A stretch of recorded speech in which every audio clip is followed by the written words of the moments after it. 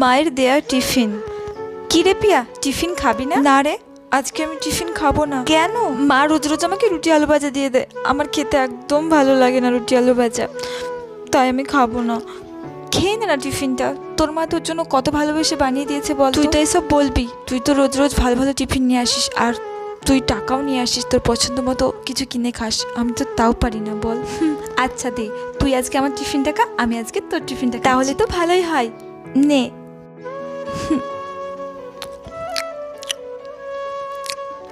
কি রে, তোর রুটি আলু ভাজা এত ভালো লেগেছে? তোর এই খাবারে মায়ের ছোঁয়া আছে তাই। কিন্তু প্রত্যেকের টিফিনে তো মায়ের ছোঁয়া থাকে।